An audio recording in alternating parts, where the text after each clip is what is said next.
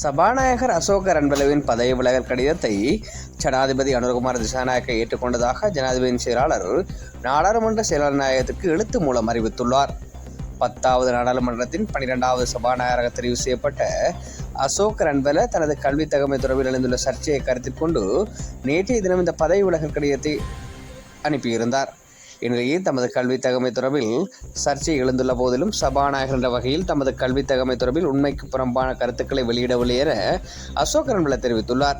இதற்கமைய தமது பதவி விலகல் கடிதத்தை சபாநாயகர் அசோக் ரன்பல ஜனாதிபதி அனுரகுமார் திசாநாயக்காவுக்கு அனுப்பி வைத்திருந்த நிலையில் ஜனாதிபதியை ஏற்றுக்கொண்டதாக ஜனாதிபதியின் செயலாளர் நாடாளுமன்ற செயலாளர் நாயகத்திற்கு அறிவித்துள்ளார்.